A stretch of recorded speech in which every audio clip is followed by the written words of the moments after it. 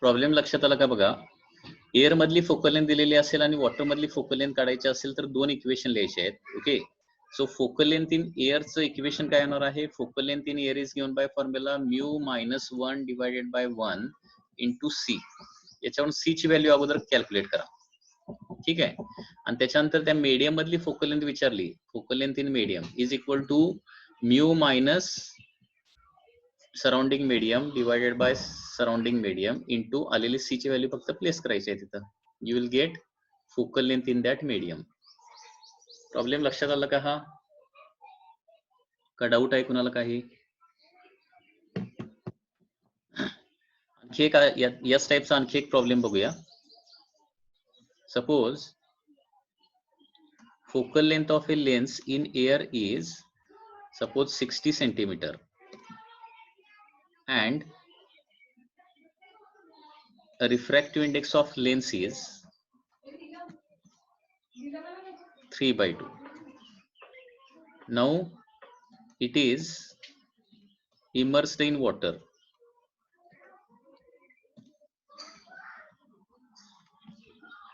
Of refractive index 4/3.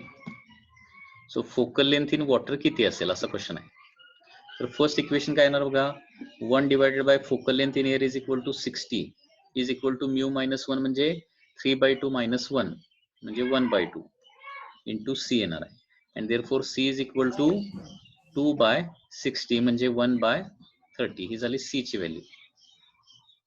Okay, आता next काय करायचं आहे. फोकल लेंथ इन मीडियम काढायचं. So 1 by focal length in medium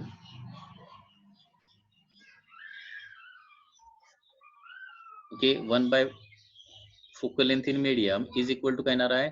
लेन्सचा refractive index once again 3/2 minus 4/3 divided by 4/3 into 1/30. So इथं 3/2 minus 4/3 म्हणजे काय येणार आहे. That is 1/6. 1/6 इंटू 4/3 डिनॉमिनेटरला आहे त्याचा 3/4 होणार इंटू 1/30.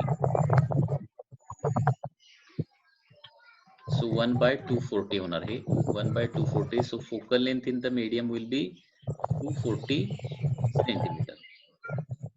वॉटर मधली फोकल लेंथ. सो एअर मध्ये किती असेल 60 सेंटीमीटर असेल तर वॉटर मध्ये गेल्यानंतर किती होते 240 होते. 240.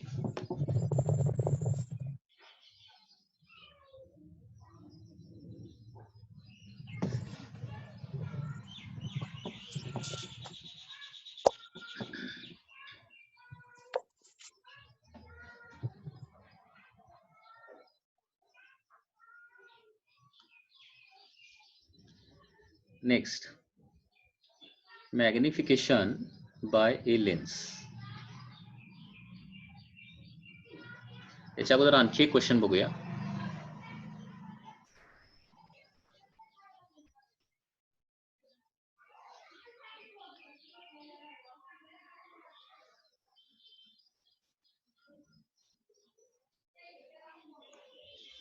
Suppose question is like this. Diameter of a plano convex lens is 6 centimeter. Diameter of a plano convex lens is 6 centimeter असं म्हटलंय. And thickness at center is 3 mm. And thickness at center is 3 millimeter. If speed of light in the material of lens, if speed of light in lens is 2 into 10 raised to 8 meter per second, focal length of lens is. Focal length find out करायचं आहे.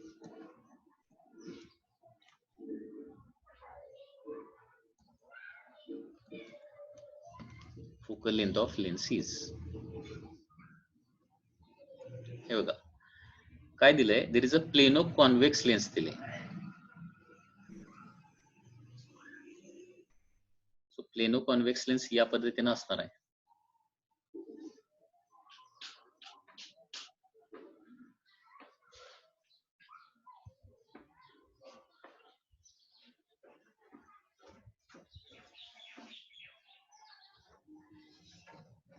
याचा diameter किती दिलाय, 6 centimetre दिलेला आहे. So diameter म्हणजे काय असतं, लेन्सचा डायमीटर हा एवढा येणार.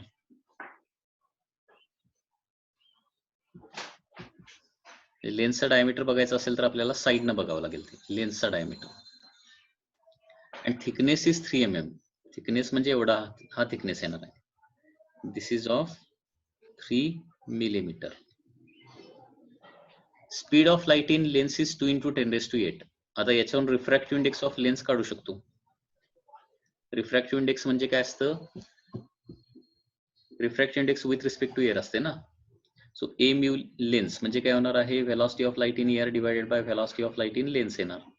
ओके, सो रिफ्रॅक्टिव्ह इंडेक्स बरोबर velocity of light in air किती, 3 × 10⁸ divided by velocity in lens किती आहे, 2 × 10⁸.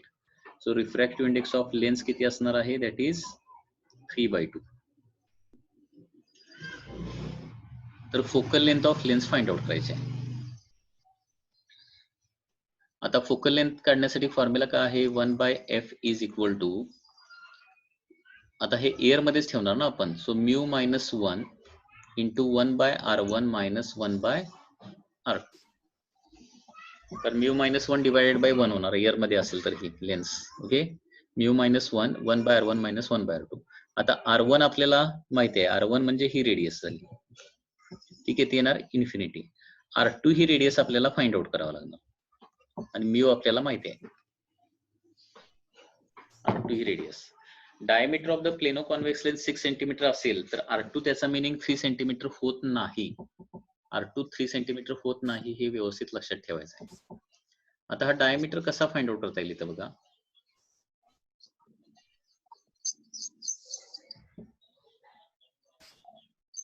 त्याच्यासाठी आपल्याला इथं जॉमेट्रीचा वापर करावा लागेल. सपोज इथून एक स्ट्रेट लाईन ड्रॉ केली,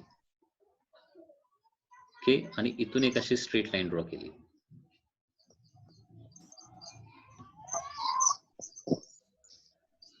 ओके, हे काय असणार आहे, this is equal to r, आणि इथून इथपर्यंतची साइड म्हणजे काय असणार आहे, दॅट इज r-3. हे एवढं डिस्टन्स हे असणार आहे r-3. आणि इथून इथपर्यंत डिस्टन्स किती असणार आहे, r-3 mm ना, आणि हे डिस्टन्स किती असणार आहे, 30. आणि सगळे एकाच युनिट मध्ये ठेवावं लागेल, मिलीमीटर मध्ये सगळंच यूज करूया. 30 मिलीमीटर, कारण हे 6 सेंटीमीटर म्हणजे काय येणार आहे, 60 मिलीमीटर येणार. हे 3 मिलीमीटर. सो रेडियस आपण मिलीमीटर मध्ये आहे असं अझ्युम करूया. तर हे एवढं डिस्टन्स जे आहे ते किती येणार आहे, r-3 येणार.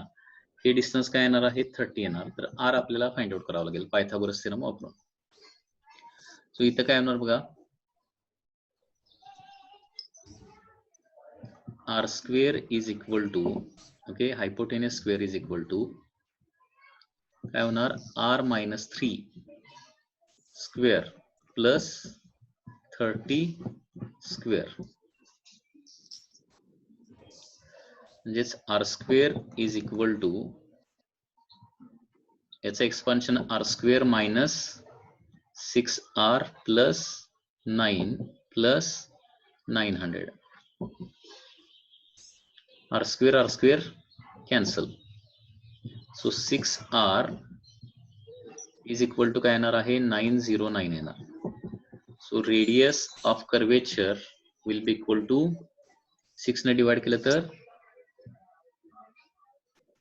909 डिवाइडेड बाय 6.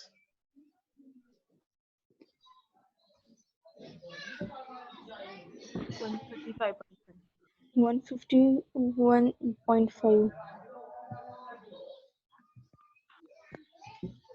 151.5 येणार आहे मिलीमीटर मध्ये.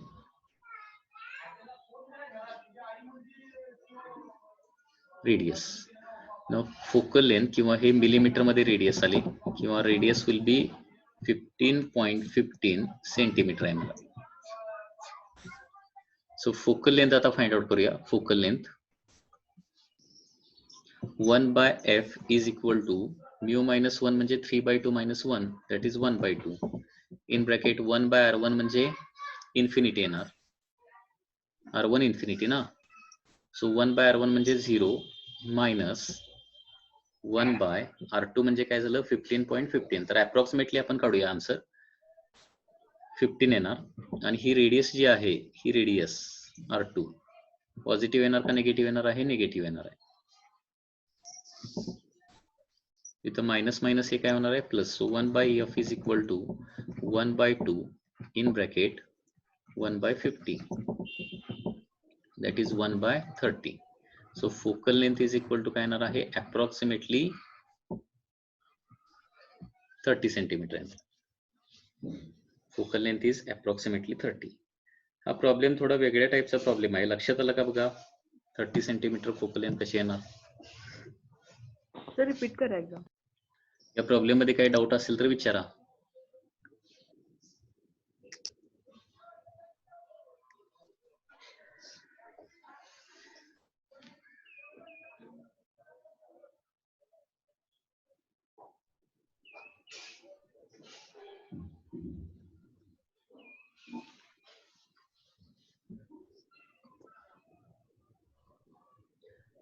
नेक्स्ट इज मॅग्निफिकेशन बाय लेन्सचे काही फॉर्म्युले बघूया. Magnification by lens.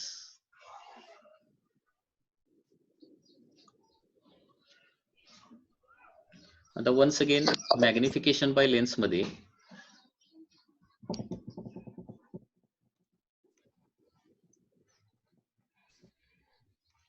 Magnification by lens मध्ये दोन प्रकारचे मॅग्निफिकेशन असणार आहेत. एक म्हणजे लॅटरल मॅग्निफिकेशन आणि दुसरं म्हणजे काय लॉन्जिट्युडनल मॅग्निफिकेशन. तर फर्स्ट इज लॅटरल.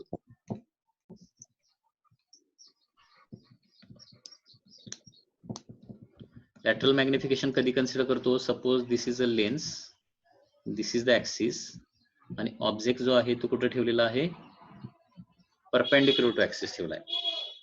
तर इमेज जी आहे ती या पद्धतीने काय तर तयार होणार आहे. म्हणजे लॅटरल मॅग्निफिकेशन कधी काढायचं? When object is placed height of the object is perpendicular to axis असेल त्यावेळी. आणि मॅग्निफिकेशनचा फॉर्म्युला येणार आहे that is height of image divided by height of object that is equal to V by U येतं.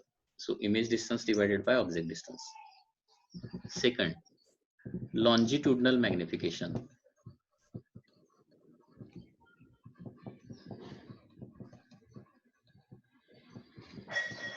Longitudinal magnification कधी consider करतोय? जर ऑब्जेक्ट काय असेल अलॉंग द ऍक्सिस प्लेस केलेला असेल. So this is object along the axis. त्याची image काय तयार होणार आहे इकडं ए डॅश बी डॅश असे काहीतरी इमेज तयार होईल याची. ओके. तर ही काय होणार आहे साईज ऑफ द ऑब्जेक्ट येणार आणि ही काय होणार आहे size of the image. So this longitudinal magnification is given by formula phi2 minus phi1 divided by u1 minus u2. लक्षात आलं?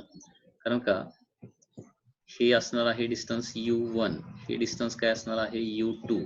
सो हाईट ऑफ ऑब्जेक्ट काय सॉरी साईज ऑफ ऑब्जेक्ट काय असणार आहे that is u1 minus u2.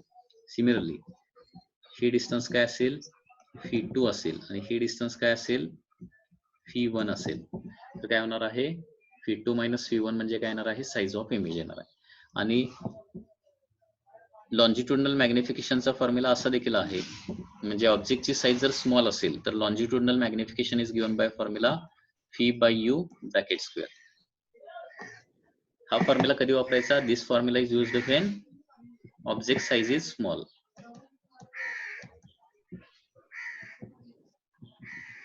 Object size small असेल तर v by u. Okay. So magnification by लेन्सचे फॉर्म्युले काय आहेत? दोन फॉर्म्युले आहेत. एक आहे फी बाय यू आणि दुसरा आहे V by U square. V by U कधी वापरायचा? लॅटरल मॅग्निफिकेशन साठी. आणि फी बाय यू स्क्वेअर कधी वापरायचा? लॉन्जिट्युडनल मॅग्निफिकेशन साठी. ओके. ठीक आहे. आजचं लेक्चर आपण इथे एंड करतोय आणि याच्यावर काय डाऊट असले तर विचारा. नेक्स्ट लेक्चर आपलं मंडेला असेल. मंडेला सेम टाइमला आपण लेक्चर बघूया. ओके. ओके. कोणाला काय डाऊट असेल, काय डिस्कशन असेल तर, काय विचारायचं असेल तर विचारा.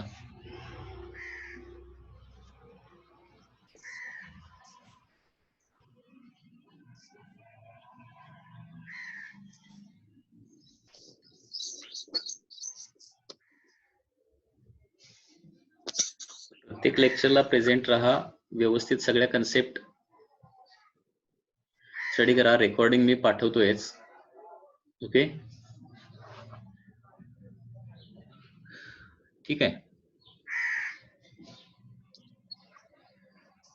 मंडेला आपलं 8 to 8:15 च्या दरम्यान लेक्चर असेल. 8 to 8:15 च्या दरम्यान. 8 ला सगळे 8 o'clock ला सगळे प्रेझेंट राहा. ओके.